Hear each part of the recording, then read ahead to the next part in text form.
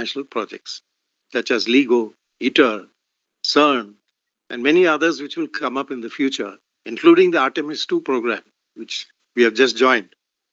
We also need to allocate funding for participation in programs such as Horizon Europe, where the model for participation is that India contributes funding to cover its share of the cost.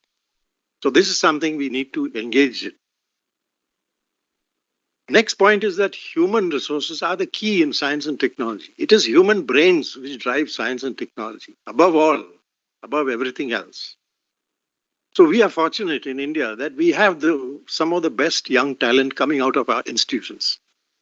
The challenge is how do we make best use of this talent before it leaks out abroad or goes into other sectors. Sir मैं एक ही जगह दो काम नहीं कर सकता. So the ये young अभी researchers स्ट्रीम बंद हो गया है. who are looking online at अगर मैं this चेंज program, करूंगा I would urge them to acquire क्या some आएगा? tools which would help them. This is about how do you write Practice research जी है एक. proposals, good research proposals. एक Iyer How do Anandi you है. manage to get funding? And I'll come to this. So the tools for this work are writing better research proposals, managing research activities better, and making sure that your research projects and themes do have a possibility of IPR and patents in the future.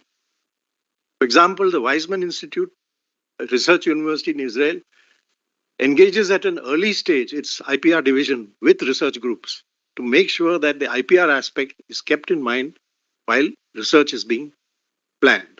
It's not just about publishing papers, but it's also about having patents. Coming to funding, we can have funding, we can have, but then we have to manage this funding efficiently. And here it is the ease of doing research was very important. The process of approving proposals, releasing funds, and managing projects has to be simplified, keeping the researcher at the center, not the administrator. Today, we have a situation where research projects languish for many months before they are approved. This is not good because by the time a research project is approved, somebody else may go ahead with the idea. You may be too late. So time is very important for approving of research projects and proposals. Now, the other elements of the STI ecosystem, besides what I have mentioned, include funding institutions, industry stakeholders, venture and scale-up capital sources, IPR development institutions, etc. So here also we are making some progress in our patent office to speed up the processing of patents. We also have enormous STEM talent in the Indian diaspora, which can be engaged in our ecosystem through various modes, not necessarily coming back physically to India, but working where they are and collaborating with India. For example, Iranian government, which we have studied, has several modes by which they engage with the Iranian diaspora. Some of these could be equally applicable to us. Let us hope that the new science policy that emerges will define actions and targets in all these critical areas. Funding can be raised through the budget, but also innovating financial measures such as cess for R&D and tax incentives for the private sector. The new Education Policy 2020 should be the springboard of our HEIs to step up R&D activity. I will now turn to India's science diplomacy. Here again, we need to have a full discussion on this. The Royal Society and AAAS in 2010 formally defined science diplomacy with three pillars: science in diplomacy, diplomacy for science, and science for diplomacy. However, for the global south, including India, the second pillar must include capacity building of the national ecosystem, as well as engagement with the STEM diaspora and applying STI towards the goals of development, which are presently the SDGs. This aspect is missing in the AAAS vision of science diplomacy. We also need to strengthen the first pillar and promote closer cooperation between the diplomatic and scientific community when it comes to preparing for important science-related international negotiations, such as cybersecurity, climate change, and environment, biosecurity, the oceans, outer space, to name only a few areas. Emerging out of the recent G21 summit, India has offered to share its STI experience in domains such as atomic energy, space, health, ICT, etc., with countries of the global south. A global biofuels alliance has also been announced after the already launched International Solar Alliance and the Coalition for Disaster Resilient Infrastructure. Implementing these initiatives is a major challenge for our science diplomacy in the years ahead. At the operational level, India has only 4 dedicated science counselors located in Berlin, Tokyo, Moscow, and Washington. 2 of them are here as panelists. This leaves a gap in many other countries which have a significant STI potential and programs. We need, therefore, to increase the science counselor network while also training our foreign service officers to handle STI collaboration activities as they do in the case of economic and cultural diplomacy. Another significant problem is that of overall coordination and strategy from India. India has 8 science ministries designated as such, dealing with atomic energy, space, defense research, agriculture, health, and departments handling biotechnology, science and technology, and CSIR, which is largely on the applied science and technology. In addition, there are ministries that handle science-related issues, such as those dealing with environment and biodiversity, ICT, earth sciences, etc. The external engagement of all these agencies and the Ministry of External Affairs need to be well coordinated and fit into an overall strategy for the target country or region. This is particularly important when engaging with a country like China, where we cannot afford to have silos and dispersed engagements. Other stakeholders such as HEIs, industry and business, state governments need to be part of this overall effort. So far, this coordination has been sporadic and unplanned, although the Office of the Principal Scientific Advisor has been playing an increasing role. In these brief remarks, I had tried to cover some of the major aspects of science policy and diplomacy for India, a large and complex country. I feel that further discussions on these topics would be useful. Thank you all for your attention.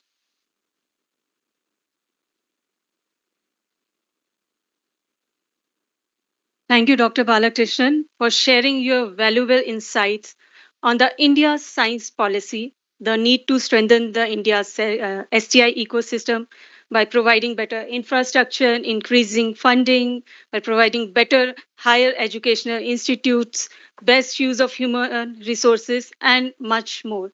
You truly touched both the components of our session equally, science policy and science diplomacy.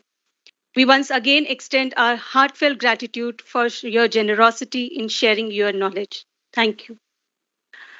Next, we are excited to announce the release of a special publication titled Achieving the SDGs, a Chronicle of Science Diplomacy's Contributions. In 2017, CSIR-NISpR initiated the quarterly publication Science Diplomacy, India's Global Digest of Multidisciplinary Science. In conjunction with this special session on science diplomacy for sustainable development, we are pleased to present an anthology featuring selected articles previously published in the Science Diplomacy Digest. These thought-provoking articles have been carefully curated into a unique publication that delves into the intricate relationship between science diplomacy and sustainable development. We are confident that this compilation will serve as a valuable resource and a source of inspiration for our readers.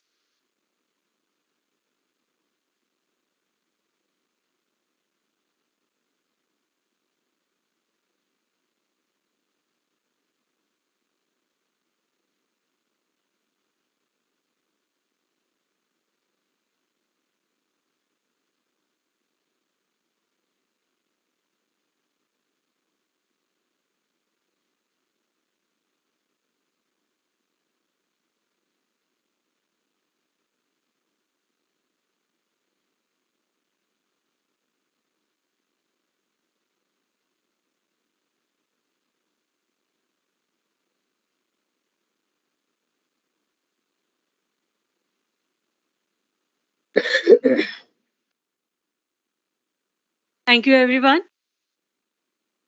Before I invite Dr. Philip Ackerman to deliver his address, let me briefly introduce our esteemed chief guest for today's event. Dr. Ackerman received his doctorate in art history in 1993.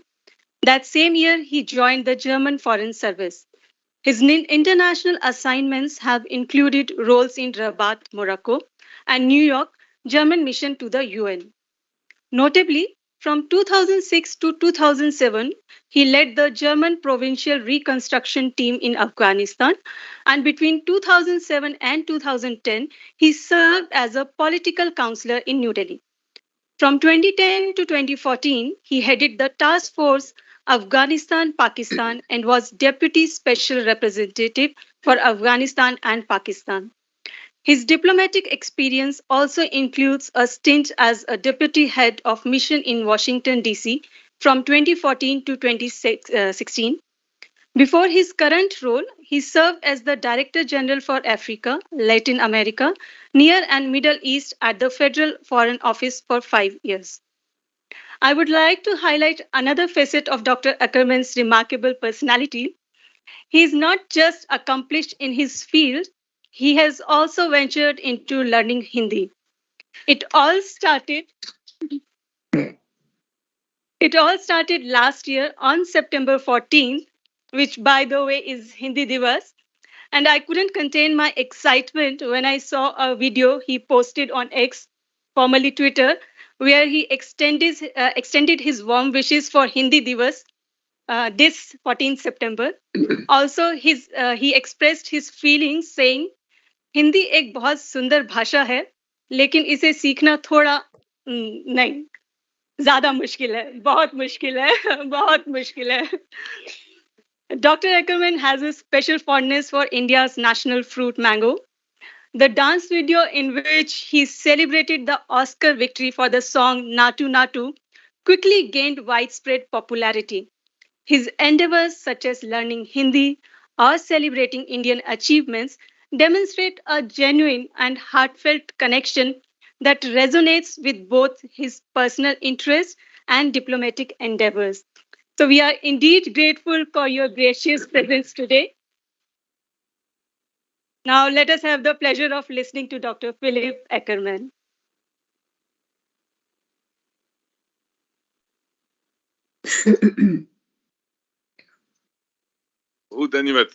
Thank you very much. Very kind of you. I feel a bit flattered now. Professor Agarwal, Dr. Bansal, and Ambassador Balakrishnan, ladies and gentlemen, thank you very much for having me today. It's a great honor and a pleasure to be here at CSIR. And I say that I'm a huge admirer of this structure of CSIR labs and institutions all across India. And I will share my experience with you because I had two very interesting visits in Lucknow to CSIR Institutes of Toxicology and Botanical Research. And it is an unforgettable visit because these CSIR institutions, they are really centers of excellence, I would say. I mean, it's a world-class research that is done. We in Germany, we have a very similar structure with Fraunhofer, this applied research institutions nationwide and also in foreign countries, actually. And I'm very happy to see that in your slides that Fraunhofer is one of your main partners internationally. In many, many areas you work together with Fraunhofer, and I think this is very, very heartening to see that this cooperation evolves so well. Germany and India they both have a research and science cooperation that goes way back. Actually, we have evolved through the decades a very sound and very good cooperation, and it's manifold, and I'm very proud of it. I recognize Madanji, our friend from the Indo-German Science and Technology Center here, which is a fabulous institution. I'm very happy with them. But I see that the DAAD, the German Academic Exchange Service, has the biggest office worldwide in India. We have on many levels, we have very, very good and deep cooperation, and that reflects the fact that India has become one of the most interesting countries where research is done and where results are generated. So for us, India is a very interesting partner. I would say that Germany is one of these countries, Ambassador Balakrishnan, you mentioned, that spends more than 3% of its GDP for research, and we are certainly a very strong country. But we look to India as a huge, a very hugely important partner for our economic cooperation. I just want to mention that in Germany now we have 42,000 Indian students, and we have 36,000 new applications to go to Germany in the study. So basically, over the next couple of years, you'll see 50, 60,000 Indian students in Germany, and they are most welcome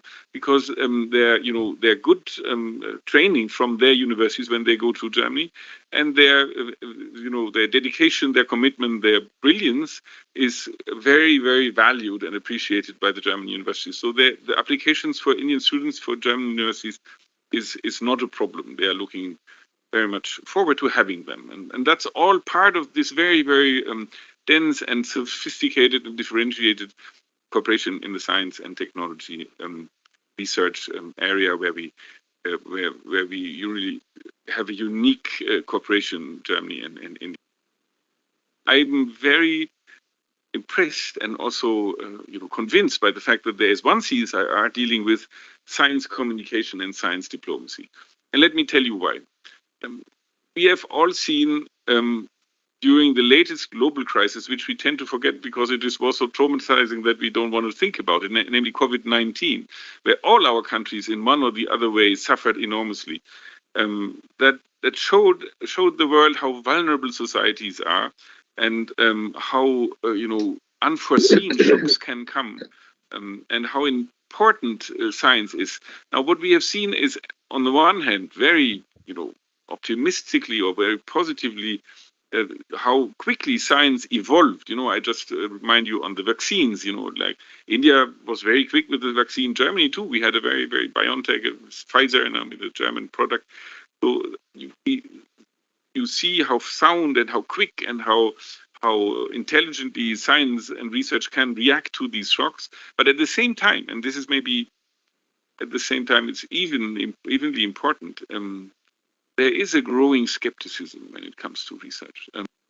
In my country, I think there was really kind of a rift in Germany when it comes to COVID, and the rift came along with sort of the question: can we trust science? Can we trust what the doctors say? Can we trust the evolution and development of science in COVID? And I think felt, and I experienced that in my immediate environment, that there was a growing skepticism towards scientific results.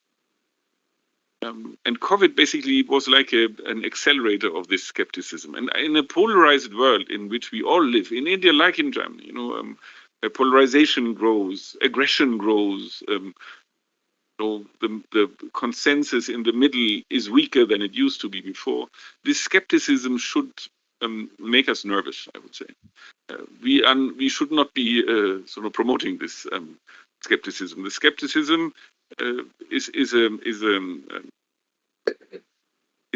a dangerous development. Now, we should not trust scientists and experts blindly, because science is evolving over the time, and sometimes we have errors in science also.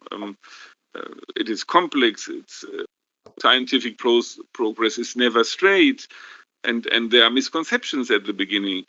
But the pandemic showed how how important and how big the need was for the input of experts for efficient policy making, and to safeguard quality of life. So I think it's all in our interest to make people understand how science works and make people believe in results that are sound. And therefore, I think your institute, science communication, is of utmost importance.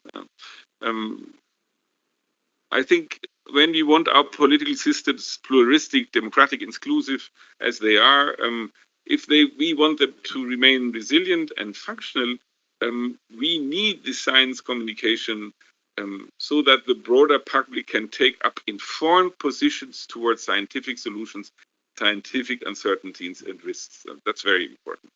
Now, I would say, how do you do it? Now, what is the channel through which you work this information? And I would say that the traditional channels where you can inform yourself on science, like this very beautiful compendium you have showed me when we came in, all the broad publication series you are publishing, but at the same time, I think you have to look towards new areas of communication. Now, I think YouTube and science influencers have played an increasingly important role for the younger generation in particular. So science influencers present complex information in an understandable and entertaining way. I think that's very important. They unmask pseudoscience and train the young generation in critical thinking. So I think this is a very important area where people should put efforts in. Now, we in our science department, because we have also a science department here at the embassy, a very lively one, we brought one of Germany's most important science influencers, calls himself, for reasons I don't know, Dr. Watson. I don't know where, but he came to India where he offered or he held 3 workshops on how to become a science influencer. And I think these new formats of science communication are an important cornerstone for science literacy. These channels go beyond curriculum-based scientific knowledge to pass, let's say, your physics exams at school. They want to share scientific knowledge and thinking for non-scientists, and that's very important. It's more than getting your curriculum done. It's more of opening up scientific research and results to a interested but non-expert public. So with this Dr. Watson guy, we went to see some exciting Indian research projects. We wanted also to share with him how exciting and how differentiated the Indian scientific landscape is, and can I say that we should not forget to mention it in this context. The successful moon landing, Chandrayaan-3, was basically, the most, evident when he was here, the most evident, fantastic research of Indian experts and Indian space scientists. Congratulations again. I think it's a fantastic achievement. So that also basically fired back to Germany. Everybody was aware of that in Germany. It's something that India makes. It's a brand name now, India, when it comes to the moon. I spoke about this scientific or the skepticism towards science, and I think one big area of scientific research that is still, unfortunately, reason for a lot of skepticism is what we call the climate crisis. We have seen for a long time that parts of the society in the West, less in Europe, more in North America, maybe deny the fact that climate change is a phenomenon at all. Even though I think this is shrinking because it's just overly evident that it is a problem. But there is now this very strange feeling saying that, yeah, there is climate change, but is it man-made? We don't know. And I think scientific evidence is overly clear that it is man-made, and therefore we should really try our best to communicate the scientific research on this, because only if we understand why and how the climate crisis became a climate crisis, we can tackle it accordingly.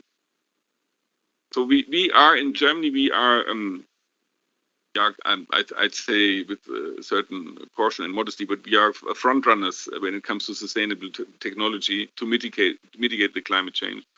But that's all fine and well. But if we don't, and I think you put that very clearly, if we don't work together, if we don't cooperate on this matter, all front runner is futile, it's null and void. We need India, we need the big countries. Together, we have to find ways and means to cope with the climate crisis. I think we have this priority in our politics, the sustainable development, that is a priority in India too.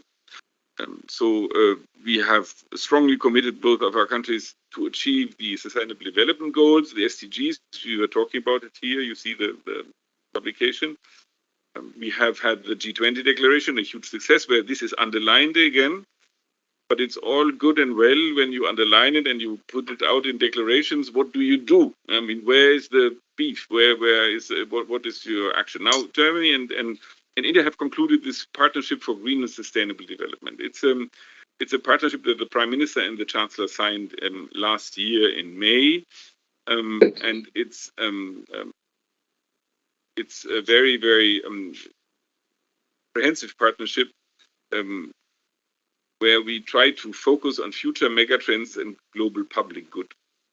And I think science cooperation is key to understand the impacts of megatrends in working together on tackling issues like the climate crisis, but also pollution, biodiversity, very important aspect, and in finding solutions whilst guaranteeing that our development action has no adverse effects.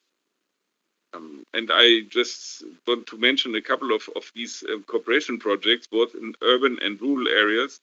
And that goes along with I can say, a vivid exchange of scientists and policymakers from Germany and India, with renowned institutions and professors from both sides. We have talked about Fraunhofer and CSIR, but I want to say also that, IIT Delhi, a very, very fabulous institution, is working with the Potsdam Institute for Climate Impact, one of the world leading climate research institutions, on climate adaptation, including also agroecology. We have one outstanding project we support is the Indo-German Global Academy on Agroecological Research and Learning in Andhra Pradesh, where we try to gather empiric knowledge on natural farming practices with the involvement of international researchers. Or we, together with the EU, we have the Indo-German Support Project for Climate Action in India. And we set up climate change learning labs in the states of Kerala, Bihar, Haryana, and Gujarat. So these labs will provide stakeholders with detailed scientific information about impacts of climate change, along with the mitigation and adaptation measures for stakeholders. So this partnership, which is unique for both Germany and India, also has time horizon until 2030. And the embassy will promote this partnership, actively, also through scientific conferences and dialogues, which come in parallel to all the action we do on the ground. And I would like to invite you all, as researchers, can and have to play an active role in this dialogue. So I think Indian science communication is hugely important. It should be covering all areas of communication. Also, I think the new forms of how you reach out to the youth. And then, and I conclude with this, we have to find a way, and I say that with all German bluntness and openness, to bring more German scientists to India. There is a very, very strong, travel road to Germany by Indian scientists, but it's not it's a two-way street. And we see, I have this wonderful program that I really love, Wiser. It's a scholarship for excellent women researchers in India and Germany, and we have it's every year we give this stipend to 10 researchers, and we have 10 women from India, fabulous women from all over the country, who go to Germany, but only 3 German women coming. That's not good. So we have to find ways and means, and I hope that my very able and extremely capable colleague Harish in Berlin will make an extra effort also to bring more researchers to Germany. I think every researcher who comes here is convinced and very, very positively surprised by the quality of research. And therefore, I think it's not only one way, it's the two-way street we have to look at. because only if you have this exchange in the two directions, then you can speak of a very successful academic scientific.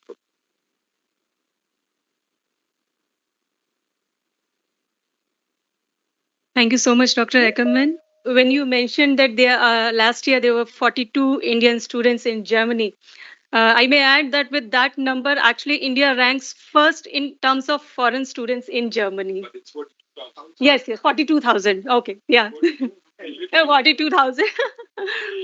Now I invite Dr. Kasturi Mandal, Principal Scientist and Head Global Governance and Science Diplomacy Division, to propose the vote of thanks.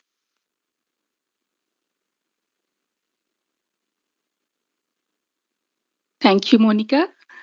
Today, as we gather here to mark the culmination of our 1 week, 1 lab celebrations, it is with a heartfelt gratitude that I stand before you to deliver this vote of thanks on behalf of entire CSIR-NISpR.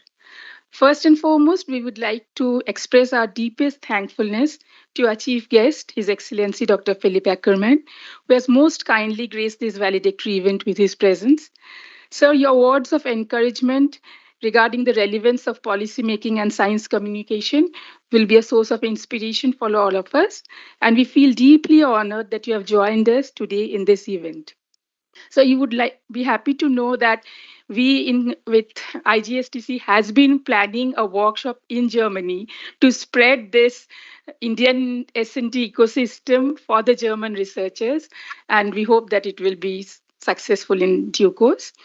We are thankful to Dr. Bhaskar Balakrishnan for his being with us here today. It signifies your support, and we look forward towards this in future as your wisdom and experience is immensely valued to us. You were correct in telling that this is too short a time to understand, learn from you, and we look forward towards it. We would also like to extend our heartfelt gratitude to Dr. Ramaswamy Bansal for her presence here today and also her unwavering guidance in shaping this event. This leads to the great support by her team, CSIR ISTADS, in connecting us to the diplomats and arranging for the clearances with MEA. This is a special mention and a big thanks to them. We sincerely express our gratitude to Professor Ranjana Agarwal, Director CSIR-NISpR, for our continued support and timely mentorship, which have been the driving force for this behind the success of the event here today. Special thanks to Team Director Office, who had remained instrumental in connecting to us, to our distinguished guests and speakers. A big thank you to my team of Global Governance and Science Diplomacy Division and Avinash, who had been coordinating this event all through on behalf of the division. Heartfelt thanks to Dean Policy Research, Dr. Sujit Bhattacharya, for his guidance since the inception of the event. Also, thanks are due to the organizing committee members and the coordinators of 1 week, 1 lab program who had taken care of the various logistic support day in and out, from stage management to IT support, registration kit and mementos, venue and food, publicity and social media, printing and design, transport, accommodation, exhibition and display. We would like to express our appreciation to our support staff from administration, stores and finance, and other divisions like electrical, sanitation, without whom the smooth functioning of the program would have not been possible. Their behind-the-scene efforts have contributed significantly to the overall experience. Sincere thanks to the chairperson and speakers of the next session who are present here today. And also a thank you to all the participants from various organizations. We have Dr. Kavita Mehra here from NAM S&T Center, our CSI colleagues, our PhD and postdoc students who have joined online, CSI TWAS fellows, our alumni, without whom this event was incomplete. Thank you once again to everyone who had made this event possible. In case we have missed anyone, please pardon me. In conclusion, let this valedictory event serve as a reminder for the incredible journey of the last 6 days that we have embarked upon together. Let us be grateful for the experiences, networks, and knowledge that we have gained during this course. Thank you.